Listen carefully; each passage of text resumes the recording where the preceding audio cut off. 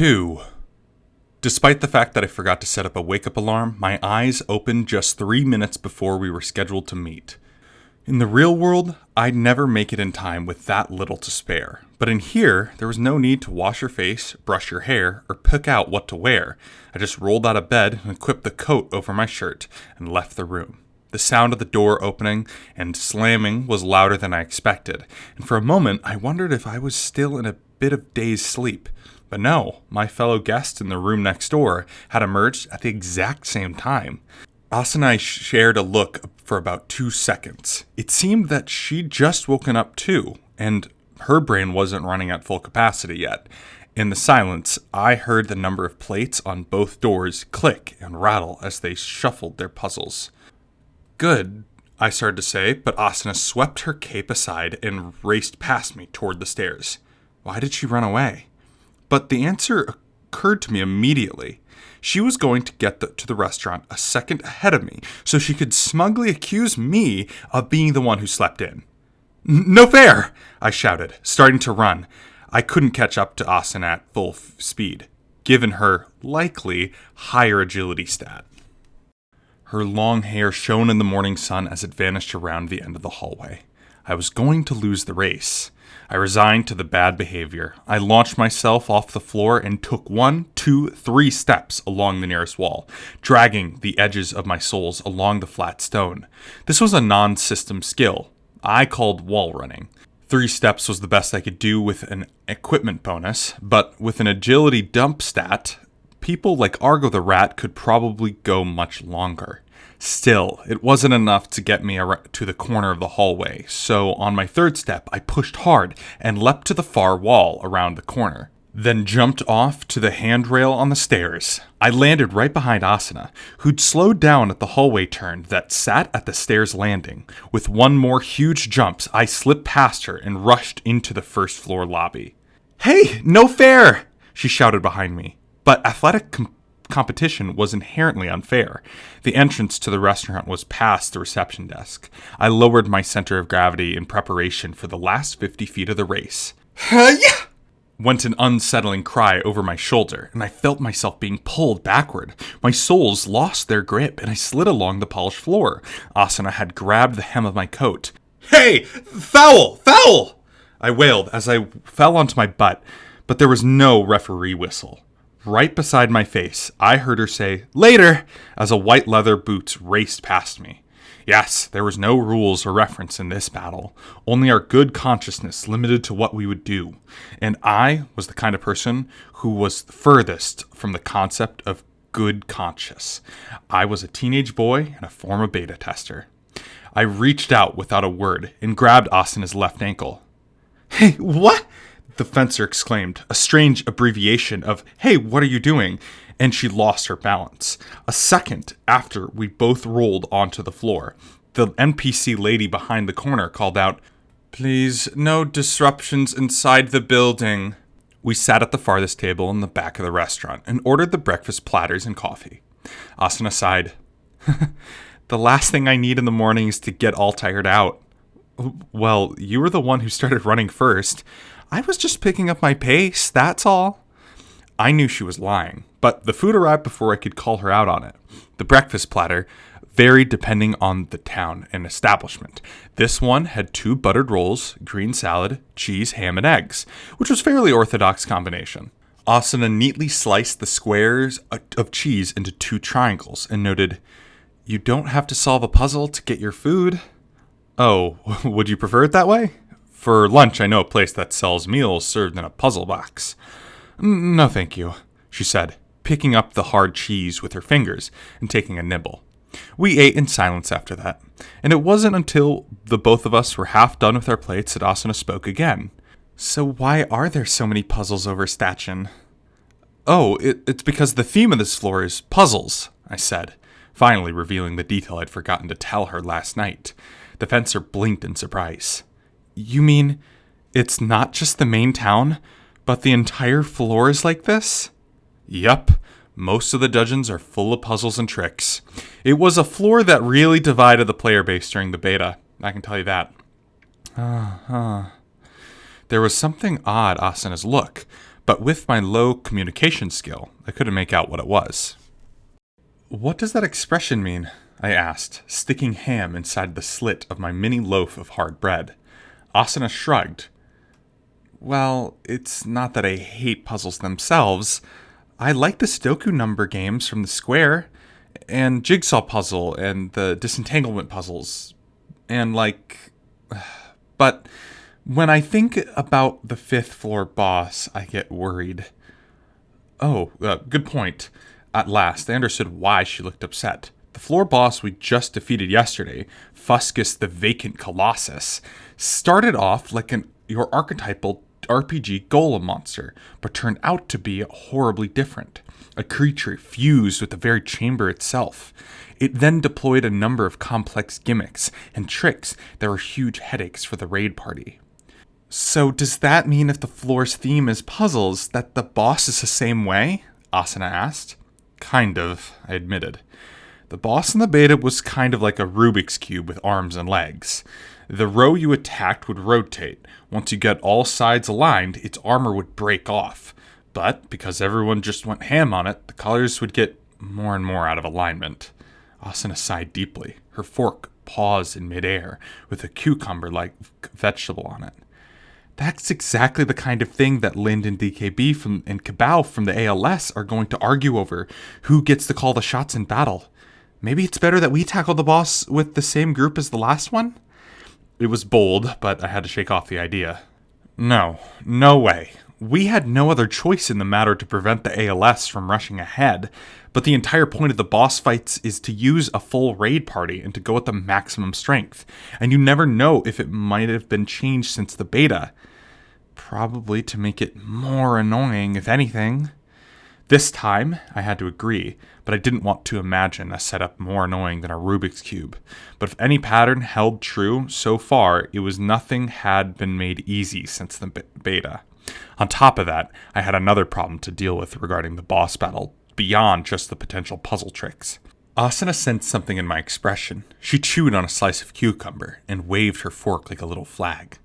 "Speaking of which, what are you going to do with that thing you're holding?" "Dunno," I said. She made a face that said she figured that was the answer. The thing I was holding was the Flag of Valor, an ultra-rare item that the 5th floor boss dropped, otherwise known as the Guild Flag. If you registered the flag under your guild name and stood it upright on the floor, any guild member within a radius of 50 feet would enjoy 4 different kinds of status buffing. The reason Kabao's ALS had attempted to sneak into a fight against the boss first was because they were afraid the DKB would get the guild flag and the incredible bonus it conferred. But the impromptu raid party that Asuna and I had scrapped together beat the 5th floor boss first, and the flag in question came into my possession.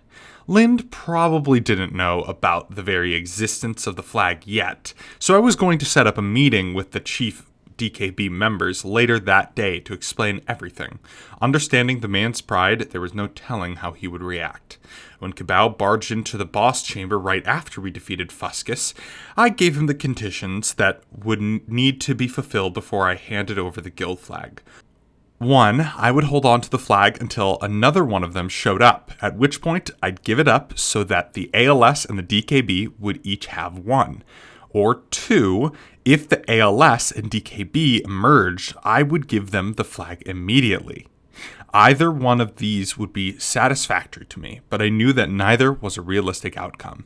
It was such a game-changing item that players called it broken, so there wouldn't be multiple copies of that kind of thing dropping left and right. In the beta, the only one on the 5th floor ever showed up, and the DKB and the ALS who held opposing ideologies merging into one, even more unlikely. If we give the guild flag to either guild, it'll destroy the balance we've got now. It'll permanently destroy any chance at peace between the two sides. In the worst case scenario, it could wipe out half the power of the frontier advancing group. I mumbled, starting at the parsley-like green leaf on my plate. I sensed Asuna nodding along. Then I plucked up the leafy thing and twirled it in my fingers. But it's also so powerful that letting it rot away in my inventory would be a waste. At the present moment, we have hardly any means of adding combat buffs, and this will probably provide 4 different kinds, just from sticking a flag into the ground. What specific buffs exactly? Increasing attack power, increased defensive power, shortened cooldowns, and increased resistance to all debuffs. Wow. Her voice was hushed in awe. Asuna was still new to the general concepts of RPGs, but even she could recognize what tremendous benefit this combination of effects represented. Of course, in sheer numerical terms, the individual values are pretty small, but it can also affect any number of players, and for an unlimited amount of time. And the craziest part of it all is that the guild flag itself is categorized as a polearm weapon, with a number of possible upgrade attempts. Oh, how many? 10.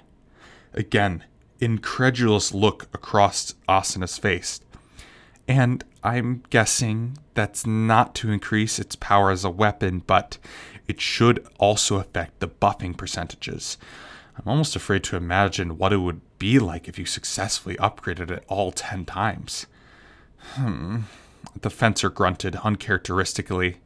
She pointed her fork and knife at me. Then what about this idea? What's that? Why don't you start a new guild, register the flag, and absorb both the DKB and the ALS? A sound that, if transcribed, would be spelled something like blurp, shot from my mouth. Thankfully, I avoided spraying half-chewed parsley mist into Asuna's face, but something seemed very buggy in the game's taste emulator. My mouth felt weirdly textured.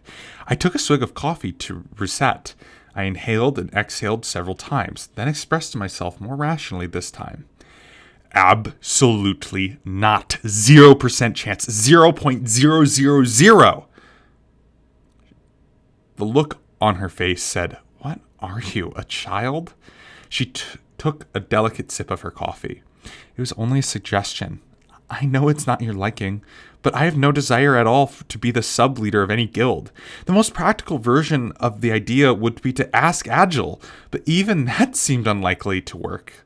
She lapsed into silence. Thinking hard, I considered asking if she would actually agree to be my vice captain in a hypothetical guild, but I wasn't sure it was a good idea to bring it up. I decided to keep it locked away in my mental inventory for now. Well, Agile's already leading a guild of his own, but if we had him expand the Bro Squad into a larger organization, I feel like he'd force them all to use two-handed weapons. No way, Asuna laughed, only to suddenly stop.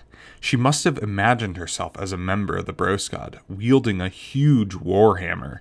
She shook her head. Anyway, we ought to think of a way to effectively use the guild flag. Let's hope that Lind has some constructive ideas in mind. Yeah, no kidding. At that, the clock hit 10. Our meeting with the DKB was at 12:30 and would be held somewhere in Statchen. So, factoring in travel time, that left us with about 2 hours to kill. I tossed the last scrap of bread into my mouth, mumbled a thanks for the meal, and gave my partner a suggestion. To round out the morning, why don't we go all over Statchen and accept all the quests we can, and clear out 1 or 2 of the easy ones? Or we can practice dueling, like we talked about yesterday. Which do you prefer?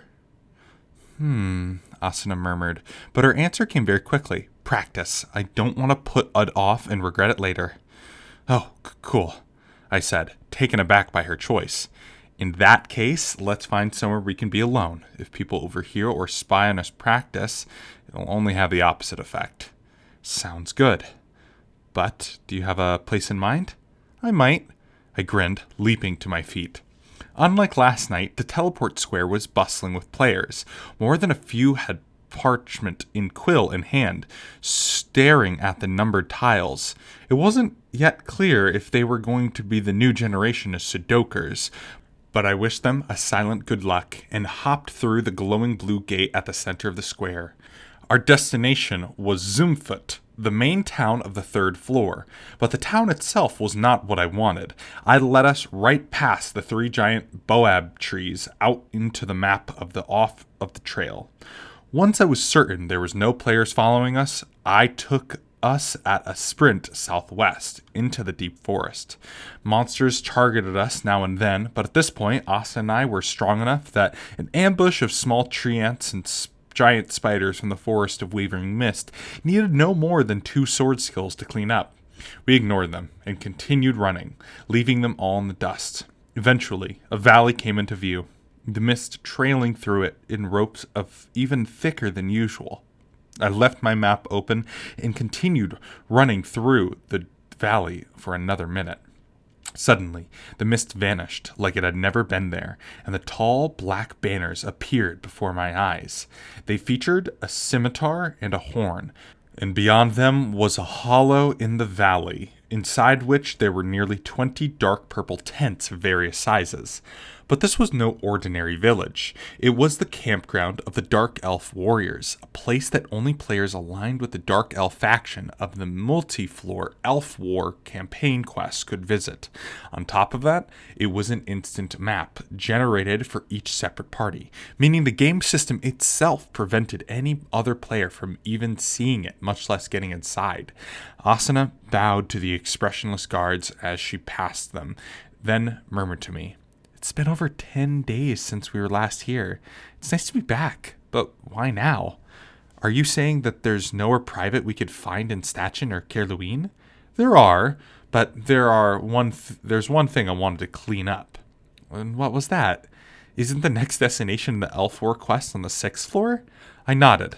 The general story of the campaign, which had started on this floor, was that the Dark Elves and the Forest Elves were fighting for 6 secret keys that opened the gate to a place they called the Sanctuary that existed somewhere in Aincrad. But behind this conflict lurked the Fallen Elves, who were secretly after the keys as well. We'd gained the Jade Key on the 1st floor, the Lapis Key on the 4th floor, and the Amber Key on the 5th. The elite Dark Elf Knight Kismel used a Spirit Tree, a special means of travel just for the elves, to transport the keys to a fortress in the northwest region of the 6th floor, where they were stored now. Once we reached that fort, the 6th floor portion of the campaign would launch. But I had stuff to take care of before we did that. "This errand has nothing to do with any of the quests. I just want to power this guy up," I said, reaching behind me to brush the hilt of my sword. Asuna murmured in understanding. At the center of the long hollow in the valley was the massive dining tent, in front of which there was a tiny commerce area. Along the path was an item shop, a tailor, a leather worker, and a blacksmith. It looked the same as it did the last time we visited, except that the normally passive and brusque elves actually called out to us this time, greeting us and asking how we were. I was so taken aback by this that all I could do was nod back. But Asuna flashed them a smile and said, "Good day." I guess that some kind of affinity value with the Dark Elves was rising as we proceeded further in the campaign quest, and that meant our fame and wanted value among the Forest Elves was rising along with it. We hadn't interacted with them on the 5th floor, so I just had to pray that the pattern would hold for the 6th as well. I stopped us at the 4th shop in the row. Out in the front was a stern-looking man wearing a heavy apron and long gloves, his hair tied up in a ponytail, beating a piece of red-hot metal on top of an anvil with rhythmic strikes. After the change in the other elves, I assumed he would be more friendly as well, so I waited for a pause in the work before calling out, "Hiya!" The man glared at us, snorted, then went back to work. "Well, he hasn't changed a bit," whispered Asuna, holding back her giggles, "but I wouldn't be broken yet." I took an entire sheath off my back and said, I'd like to strengthen this sword." He snorted again. The only indication this wasn't a refusal of my request was that the special NPC Blacksmith window had appeared before me. I swear I'm gonna get this guy to like me someday, I thought as I entered my work request into the window. My Neelblade +8 had been a trusty sidekick shortly after the start of the Game of Death, but it broke in half in the first fight against the Forest Elf commander during the Battle of Yofel Castle on the 4th floor. Now, I was using the Sword of Eventide, a one-handed long sword that had been a reward for winning that fight. On top of its excellent base stats, it had a magic effect that added +6 to agility. With it equipped, my ability to wall run stretched from 3 steps, best all the way to nearly 10. However, powerful weapons were also difficult to upgrade as a general rule, so I'd been using it without an attempt to increase its power all throughout the 5th floor. Now that we were going to tackle the 6th, I wanted to at least get it up to +3. As far as I knew, the best NPC blacksmith I could call upon was this fellow. With skill like his, a little unfriendliness wasn't going to be a problem. I hoped. I set the materials that matched my weapon type on the menu screen and paused to think when I reached the additive materials section. The weapon upgrading system in SAO allowed you to choose between 5 different parameters: sharpness, heaviness, quickness, accuracy, durability, sharpness, or toughness for blunt weapons, simply to increase its damage. Heaviness increased the chance of breaking an opponent's weapon or armor.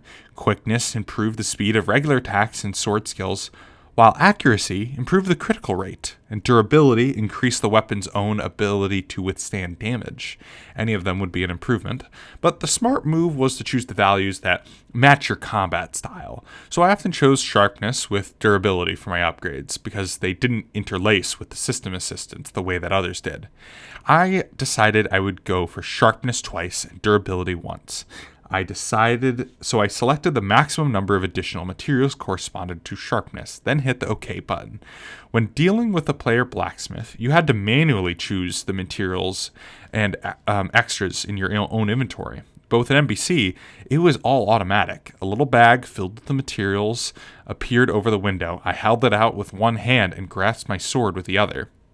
Then I asked the blacksmith to go ahead, but the elf ignored the bag of materials in my hand and took a look at the sword. He pulled it from the sheath and let the blade catch the morning sunlight. A little furrow appeared between his brows. "Is this the work of a Lysulian master?" he asked abruptly. At first, I panicked, wondering if this was the start of some in-game event, but I had to be honest at this point. The kingdom of Lysula was the dark elf nation that existed on the land before Aincrad was created, and yet they still called themselves the people of Lysula. Yes, I received it from the master of Yofel Castle on the 4th floor. A piece of Lyshrant's family then. I leaned over to Asuna, feeling like I'd probably heard that name before, and whispered, who was that again? Come on, pay attention, and remember things. That was the name of Viscount Yoflis. Oh, right, I said, but then I frowned, uncertain. The blacksmith had just referred to the dark elf noble by his first name in a rather casual manner, but I couldn't tell if that was a notable thing or if it was simply the customary way of their culture. He didn't seem to pay attention to our whispers, though. He continued examining the beautiful sword. "You ordered an improvement to sharpness, correct?" "Yes, to start with." "Don't bother." Huh? Now I truly was stunned. I could feel my eyes and mouth bulging wide. Old man Romolo, the shipwright who built our gondola on the 4th floor, had been somewhat of a crank by NPC standards, but even he didn't outright refuse a request for his services. Yet, the elf blacksmith was going to turn down the order I'd entered through the system menu itself. He never uttered a word of complaint when I had him augment the sharpness of the anneal blade. Why not? I asked. The blacksmith snorted with obvious annoyance, but at least this time he did explain himself. "This sword is already sharp enough. Sharpening it further will not improve it." I see. I guess that meant that compared to the anneal blade, giving it a +1 sharpness would only provide a small extra boost of attack power. It was true that weapon upgrading ought to be appropriate for the type of weapon. Boosting the quickness of a massive two-handed warhammer once or twice would barely register any change in speed, and increasing the heaviness of a quick rapier or dagger would only wipe out its special nature without improving ability to destroy other weapons and armor. But I'd never considered that there might be an individual tendency among different weapons in the same one-handed sword category when it came to upgrading. Taken aback, I asked him, "Then what kind of improvement would you recommend?" Choose whichever quality you'd like, aside from sharpness, is what I might ordinarily say. But if Leishrin owed you enough to give you this, I suppose you deserve keener advice, he said icily. The blacksmith gazed closely at the sword of Eventide again. Accuracy would be good for this sword. "Ah," I blurted out like a petulant child. Upgrading accuracy increased a weapon's critical rate. This much was undeniable fact. The problem was that the debate about what a critical hit was in SAO hadn't been settled yet. Many monsters had defined weak points, which if hit cleanly suffered huge damage. Nearly all players understood this to be a critical hit. But aside from that, when hitting a non-weak spot, there was very rare chance that striking effect would just be a bit flashier than usual, and deliver just a bit more damage.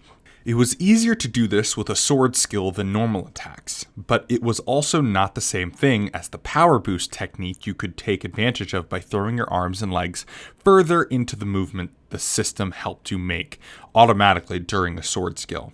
This was something where the exact same sword skill in the exact same spot on the enemy might not cause the effect. It was completely up to chance. If you listened to the critical hit fundamentalists who'd been studying crits since the beta, we called them critters, hitting an enemy weak point was a skill, and major damage scored through player skill was not a critical. They were searching for that random extra damage roll, the true critical hit from RPGs of yore, the thing that couldn't be affected by clever technique. Beyond this point was a bottomless swamp of data, idealism, and cultish fanaticism from which escape was nearly impossible.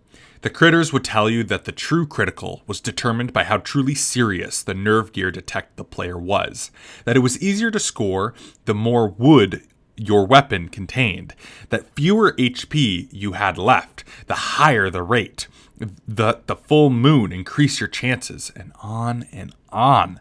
There wasn't enough time or life to rigorously test any of these theories. And in all honesty, I had no desire to get anywhere near that swamp. But the problem was that I knew there were true criticals that were different from weak point criticals. The pleasure of seeing 20% exaggerated effect and major damage was addicting once you got used to it. I wasn't a critter by a long shot, but on the other hand, I'd kept my modification slot open for the 5 days since I reached 150 proficiency in one-handed sword, because I couldn't choose whether I wanted to shorten skill delay or critical rate chance increase, which I had to assume affected the chances of the true critical. You'd think that if this was tempting, I should just go for the critical rate boost, but the problem was that upgrading the weapon's accuracy affected only weak point criticals, not true criticals. When a weapon's accuracy had been boosted, the systems automatically adjusted to improve your aim when trying to hit a monster's weak point. Some players, like Asana, could master this system and use it like second nature, but I didn't hang with any kind of system assistance that took away from me. During the beta test, I tried out an anneal blade with accuracy increased to +8, and the sensation of the sword curving straight from the monster's weak point made me feel like I was wielding a living weapon with a mind of its own. So, how was I supposed to explain to the dark elf this very particular quirk of mine, based on preference rather than rational gain? If I insisted on sharpness, I might solve the matter, but it seemed like there was only 10% chance that this particular NPC would say, "Then I won't do it," instead. And I just glanced back and forth between the sword and his face. Finally, Asuna broke the stalemate with a perfect, simple solution. "Why isn't sharpness the best choice?" she asked. The blacksmith nodded. Of all of Lysula's great blades, this one is especially sharp, and thus fragile. To preserve with protect the blade, it is best to dispatch the enemy with as few strikes as possible. That means accuracy would be best, followed by durability. Ah, I see. So the accuracy is just to make the fighting more efficient, Asuna said, echoing my own reaction. The sword's durability wasn't bad at all, according to its specs. But ever since I started using it, I noticed that it seemed to be deplete on a quick side in battle. The sword's eventide was better at slicing away at uncovered and undefended spots than smashing through layers of armor, presumably.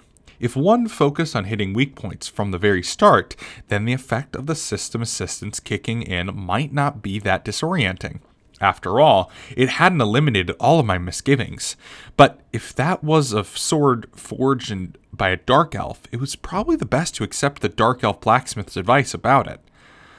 Okay, I understand. Then let's upgrade its accuracy. Please, I said. Very well, the blacksmith replied, and the window opened up once more. I reset the items and values, hit OK button again, and grabbed the bag of materials that appeared. The blacksmith took the items and tossed them into the furnace that seemed to be made of wood. The materials melted instantly, and orange flames began to glow blue. He struck the sword of Eventide impromptly. It took on a blue glow of its own. He transferred the sword to an anvil. I couldn't tell why he chose the specific timing of it, and began to smack at it with his hammer. With just 10 strikes, quick enough that I didn't have time to get nervous, the sword promptly flashed brighter. It is done, he said, thrusting the sword towards me. I said, without taking it. I'd like another round of accuracy, actually, followed by durability. Even maximizing the amount of materials you could put into the process, upgrading couldn't be higher than 95% chance of success. But the blacksmith easily cranked out 3 perfect attempts. It was my nature. I wanted to keep the streak going. But that was sadly the end of my stock of mats. I still had 3 moo planks, the cow-branded metal pieces that could boost your chances of to maximum to in one go. But I was saving them for when I was really necessary. Instead, Asuna decided to get up to +7 on her chivalric rapier. The scary part was that she still had 8 attempts left, and then we thanked the blacksmith, who gave us a disinterested snort and returned to his business.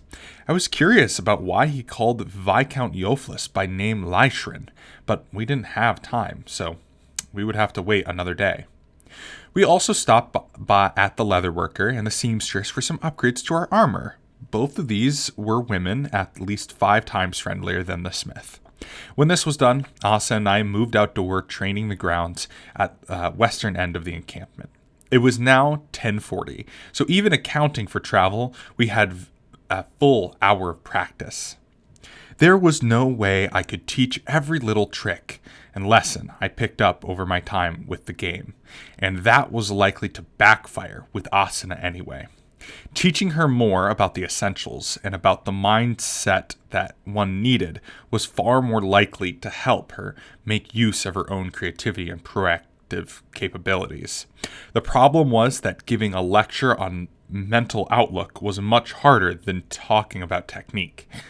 It was all about the more difficult when the teacher was just a dumb kid like me with no experience of teaching. I came to stop at an entrance to an empty training grounds and glanced at Asuna, who was standing at a 30-degree angle from me, and came up completely short on how to start, even in the first sentence. All I could think was about the way that Asuna had said, "I don't want to do this," when we tried practicing dueling on the 4th floor.